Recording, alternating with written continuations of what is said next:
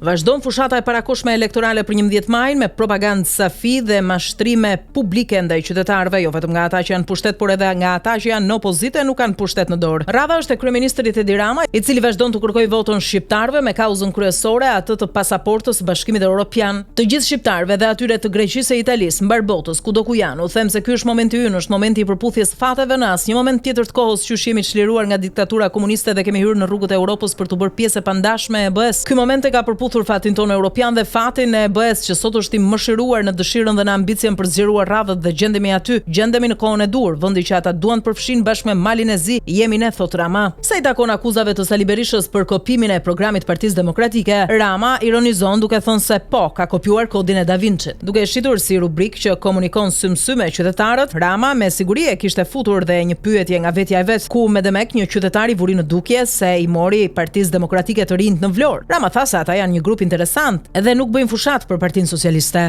Mirë po, kanë një të përbashkët të gjithë këta. Në fakt kanë shumë, por një po kujtojmë ne për momentin se pas propagandës dhe gënjeshtrave thonë edhe ndonjë të vërtet tek tuk. Për shembull, kryeministri Rama i bëri një pyetje direkte sot Sali Berishës se ku i ka gjetur parat për të kontraktuar një turist të shtrenjtë si Krisla Sivita. Po na vjen dhe sherifi, turistët janë të gjithë të mirëpritur të vinë, por këta turistë që marrin kaq shumë para dhe si i marrin është një pyetje më vete. Ku gjenden gjithë ato para për këto lloj turistash? Megjithatë të vinë bujrum, janë të mirëpritur. Erdhi edhe 11 maj në fakt dhe aty do të duken qartë dhe pastër të gjitha gjërat, thot Rama, duke i bërë të qartë hapur Berishës se as La Civita apo një misi ai nuk japin dot fitoren më 11 maj. Kreu i Partisë Demokratike Sali Berisha ishte sot në një fasoneri në qytetin e Durrësit për të shpalosur programin e Partisë Demokratike për zgjedhjet e 11 majit. Nga Durrësi Berisha akuzoi direkt Ramën për korrupsion dhe shpërdorim të fondeve publike. Sipas tij, administrata e Ramës është mbushur me patronazhistë që janë fytyra e vërtetë e kryeministrit. Madje Berisha akuzon Ramën se po kërkon të amnistojë trafikantët jashtë vendit. Ne nuk do të falim asnjë qendark për trafikantët në Dubai dhe Aruba, por do të amnistojmë gjobat absurde të vendosura nga kjo qeveri, thot Berisha. Për kryebashkiaken e Durrësit, Berisha thotë se është vëngjysh dako me pantallona. Për Berishën, kryebashkiakja e Durrësit nuk njeh asnjë limit njerëzor, pasi nuk u ka dhënë familjeve bonusin e qeras prej një viti e gjysmë. Duke vazhduar me stilin e fushatës tallava me Edi Ramën, Sali Berisha tha sot se kryeministri e ka çdo ditë një prill, pasi vetëm gënjen e mashtron. Madje Berisha shkon deri aty sa thot se kryeministri Rama i shpik vet pyetjet e rubrika e tij në rrjetet sociale sy më sy. Njeriu që del çdo mëngjes dhe flet me vete në një monolog se thot që po flas me qytetarët, asnjë nuk është qytetar, i shpik vet. Sot e ka ditën e tij, por problemi është se ai çdo ditë ka një prill, thot Berisha. Fatkeqësisht për këtë vend ka mbi 30 vite që një prill është çdo ditë për shqiptarët e shkret. Rasti i kryebashkiakut të Rogozhinës Edison Memolla tregon se spakut nuk i bëjnë përshtypje autorët e krimit zgjedhor, madje edhe të dënuarit me burg për këtë lloj krimi, të cilët jo vetëm vazhdojnë në detyrë, por janë pjesë e fushatës elektorale për zgjedhjet parlamentare. Me 24 janar 2025, gjykata e posaçme e shkallës së parë dënoi kryebashkiakun e Rogozhinës Edison Memolla me 1 vit burg dhe 5 vite heqje të drejtë për të ushtruar funksione shtetërore. Spak e procedoi dhe gjykata e posaçme e shpalli fajtor për 2 vepra penale, korrupsion aktiv në zgjedhje dhe falsifikimi dokumenteve zyrtare që sipas kodit penal quhet krim zgjedhor, duke përdorur postin për të mbledhur votat e mandatit për kryetar bashkie, por i dënuari Edison Memolla vazhdon të qëndrojë në krye të bashkisë dhe me vendim të kryesisë qendrore të PS-s është caktuar drejtuesi i fushatës elektorale në zonën e Rogozhinës. Më 29 janar 2025 spak krijoi task force-ën për të gjurmuar, zbuluar, parandaluar dhe goditur krimin zgjedhor, por siç tregon ky rast, kjo strukturë nuk po vepron. Skandali që po vret çdo ditë shqiptarët vazhdon, jo vetëm në Tiranë, por edhe në Vlorë janë konstatuar 6 subjekte që tregtojnë ambientet e tyre mish pule me salmonel. Gjatë kontrolleve të autoritetit kombëtar të ushqimit, në këto subjekte u konstatuan sasi të konsiderueshme të pulave me salmonel, mall të cilin konsumatori nuk e blen vetëm në markete, por e konsumon edhe në restorante. Nga qyteti i Vlorës është tërhequr një sasi e konsiderueshme pulash me salmonel, mishi i cilave fatkeqësisht konsumohet edhe nga fast foodet afër shkollave në këtë qytet. Ndaj 6 subjekteve që AKU konstatoi ditën e sotme në Vlorë, janë marrëmasa administrative që variojnë nga gjoba të ulta deri në vlera të konsiderueshme.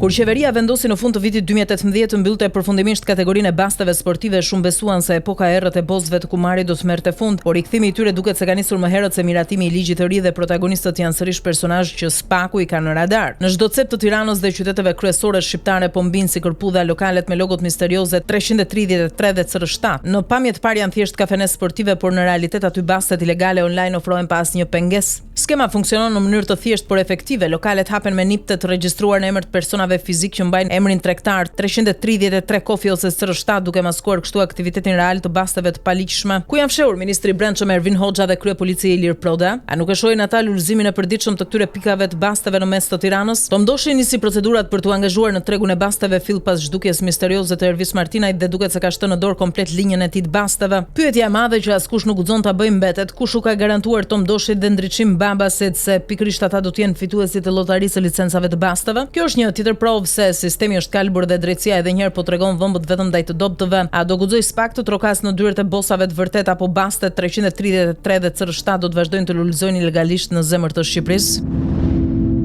Prej 24 vitesh minerali i bakrit në Shqipëri po grabitet nga mafia turko-kineze e maskuar pas kompanisë Benalbnesko Metal dhënë me koncesion 45 vite deri në vitin 2046. Koncesioni i bakrit më 18 janar 2001 ju dha falas për 30 vite mafiozit turk Orel Cohen nga Ilir Meta në atë kohë kryeministër, por në muajin shkurt 2004 e bllokoi Fatos Nano si presion për të marrë kontrollin mbi të e hyri në konflikt me turqit. Në muajin nëntor 2005 koncesionin e zhbllokoi Sali Berisha që sapo kishte ardhur në pushtet, ndërsa në muajin dhjetor 2009 Ilir Meta zëvendës kryeministri hoqi të gjitha taksat, koncesionit bakrit dhe vlerën 10% të dividendet që duhet ja jepte shtetit shqiptar, ndërsa gjatë pushtetit me PS-n koncesioni u zgjat edhe 15 vite të tjerë. Ditën që Ilir Meta i dha mafiozit turk Erol Cohen koncesionin e bakrit në kontratë me raport gjeologjik e ekonomik fals, u deklarua 1.5 milion tonë rezerva bakri në nëntokë me qëllim që të raportohej sa më pak minerali nxjerr pra të vidhej e të mashtrohej. Faktikisht rezerva e gatshme nën tokë ishte 60 milion ton bakër i pasur me are argjend dhe 15.000 ton minerali nxjerr mbi tokë, të cilin mafiozi turk e mori falas dhe eksportoi për llogaritë të tij në Turqi dhe Bullgari, ndërsa ministria bëri letrat sikur kjo sasi mineral bakri nuk ekzistonte. Por megjithse deklarojnë humbje të mëdha financiare turqit dhe kinezët vazhdojnë të nxjerrin e shesin çdo vit afro 400.000 ton mineral bakri të pasur me are argjend dhe fitojnë miliarda euro dhe nuk i paguajnë asnjë cent shtetit shqiptar, sepse ish kryeministrat Meta e Berisha dhe kryeministri Rama nëpërmjet ministrave të linjës në kontratën PPP të bakrit kanë deklaruar që kompania turko-kineze ka të drejtën të përfitojë 100% të ardhurave nga shitja e mineralit të bakrit, pa patur asnjë detyrim financiar ndaj shtetit shqiptar deri në muajin janar 2046 kur ka periudhën e koncesionit. A do të veprojë SPAK?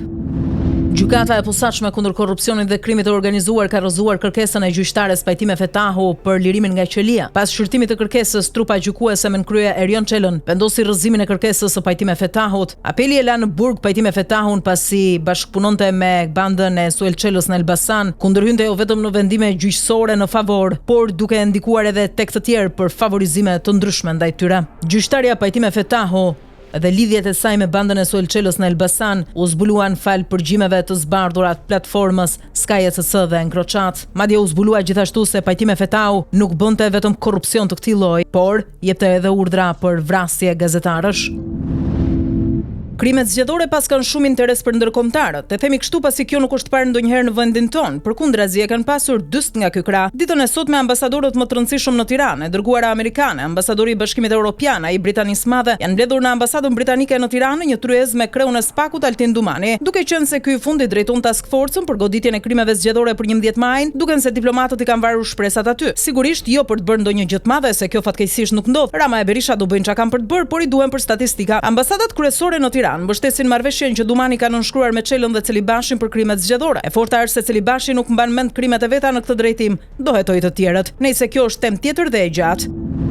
Këto janë bërë jo si të vjetrit që s'po hiqen qafe, por më keq se ata në kohën e tyre e kemi fjalën për të vetquajturit të rinj në politik. Ditën e sotme kreu i Shqipëria bëhet Adriatik Lapa i ka kallëzuar në gjykatën e posaçme Agron Shehajn, edhe ky një i vetshpallur i ri në krye të një partie të re si mundësia, por personalisht i vjetri i Saliut. Lapa ja akuzon Shehajn për shpifje në 8 raste. Kujtojmë për plasjen e tyre publike ku Shehaj zbuloi disa dokumente që e përfshinin Lapaj në çështje pronash në Bregdet, ku pjesë të interesuarve për përvetësim ishin njerëz të kreut të bandës së Elbasani, Suel Çela e të tjerë. Të shohim si do të vendos drejtësia tani. Janë shpifje apo jo? Shqipëria po shpopullohet dhe ky tashmë është fakt që përforcohet dita ditës me dëshmi të reja. Eurostat raporton së fundmi se gati 100.000 shqiptarë emigruan në vendet e Bashkimit Evropian vetëm në vitet 2022-2023. Në vitin 2023 janë regjistruar rreth 49.000 emigrantë të hyrë nga Shqipëria. Edhe në 2022 emigrimi nga vendi ynë ishte në nivelet ngjashme, duke bërë që vetëm në 2 vite 2022-2023 të emigrojnë gati 100.000 persona, ndërkohë që të dhënat nuk përfshin Greqinë, që është një destinacion kryesor i shqiptarëve. Kjo shifër është më e lartë se në vitin 2015 kur emigrantët nga Shqipëria në BE arritën në 44.000, por duket se këtë herë ikjet masive nuk po reflektohen më përmes kërkesave për azil, pasi tashmë po praktikohen bashkimet familjare kryesisht në Itali apo për punë në Gjermani. Destinacioni kryesor për shqiptarët është Italia, i dyti Gjermania. E treta është Kroacia, që ka parë vitet e fundit emigrimin e mbi 1000 personave nga Shqipëria, teksa ky shtet po tërheq punonjës në ndërtim dhe në turizëm. Policia kufitare e Vlorës ka goditur një rast të trafikut të lëndëve narkotike. Pas marrjes së informacionit për një mjet të dyshuar që mund të bënte lëvizje të kundërligjshme në ujërat e këtij ishulli, me një mjet që vinte nga Italia për t'u larguar përsëri më pas në drejtim të shtetit fqinj, nisën kontrollet e imtësishme. Policia kufitare gjeti mbi 3000 litra karburant në ishullin e Sazanit, të cilat dyshohet se do të përdoreshin nga mjeti ujor për shpërndarjen e lëndëve narkotike. Edhe pse mjeti në fjalë nuk u arrit të pikasej, hetimet nisur për këtë tentativë të trafikut të drogës. Rikthehen tensionet në veri të Kosovës. Një sulm me granata dore është regjistruar ditën e sotme në Zveçan në drejtim të objektit të postës. Në reagimin e këtij institucioni thuhet se asnjë sulm nuk do të ndikojë në angazhimin për të ofruar shërbime cilësore. Ndërkohë, fill pas ngjarjes reagoi edhe kryeministri Albin Kurti. Ai shprehet i shqetësuar duke dënuar këtë akt fuqishëm që sipas tij ka element terrorist. Kurti vënë në dukje se individ të njohur për lidhjet e tyre me grupe kriminale dhe terroriste si Milorad Radojić vazhdojnë të mbeten të lirë dhe po strehohen e shfrytëzohen nga pushteti në Serbi për qëllime shoviniste. Kryeministri i Kosovës thotë se institucionet relevante janë duke kryer hetime të plota për të cilë para drejtësisë autorët e aktit të sotëm. Megjithatë, Kurti i sheh këto akte si cënuese të drejtë të sigurisë së Kosovës, ku autore vetëm është Serbia.